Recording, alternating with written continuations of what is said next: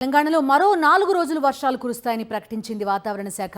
హైదరాబాద్లో భారీ వర్షాలు పడే అవకాశం ఉందని హెచ్చరించింది. అటు రాష్ట్ర వ్యాప్తంగా అకాల వర్షాలు రైతులకు అపార నష్టం కలిగించాయి. ధాన్యం తడిసిపోవడంతో అన్నదాతలు ఆవేదన చెందుతున్నారు. తెలంగాణకు వర్షాల ముప్పు ఇంకా పొంచే ఉంది. ఉపరితల ఆవర్తనం కారణంగా రాష్ట్రంలో మరో 4 రోజులు వర్షాలు కురుస్తాయని వాతావరణ శాఖ ప్రకటించింది. ఉత్తర, ఈశాన్య జిల్లాలకు ఎల్లో అలర్ట్ జారీ చేసింది.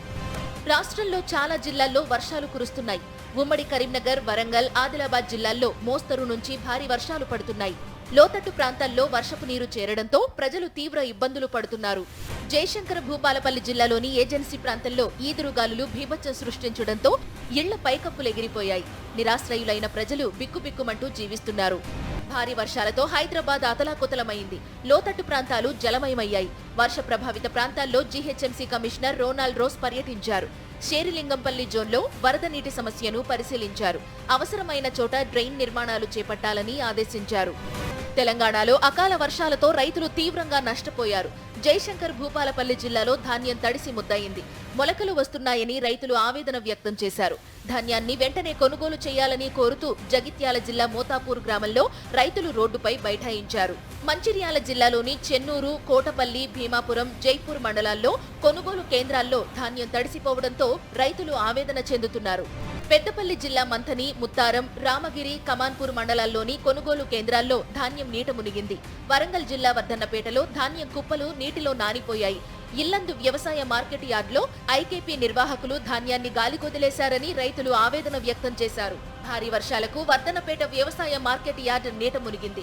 సంగారెడ్డి జిల్లా ఆందోళ్ నియోజకవర్గంలో కొనుగోలు కేంద్రాల్లో ధాన్యం తడిసి ముద్దయిందని రైతులు ఆవేదన వ్యక్తం చేశారు. యాదాద్రి భువనగిరి జిల్లాలో అకాల వర్షం రైతులకు అపార నష్టం కలిగించింది.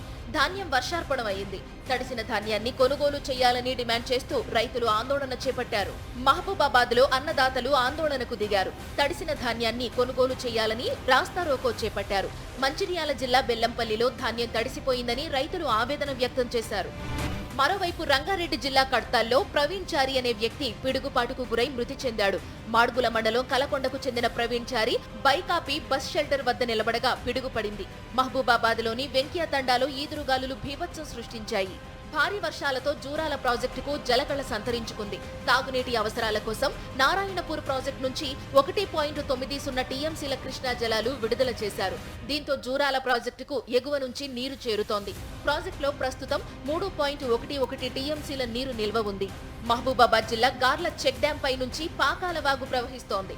దీంతో గార్ల, రాంపురం, మద్దివంచ గ్రామాల మధ్య రాకపోకలు నిలిచిపోయాయి.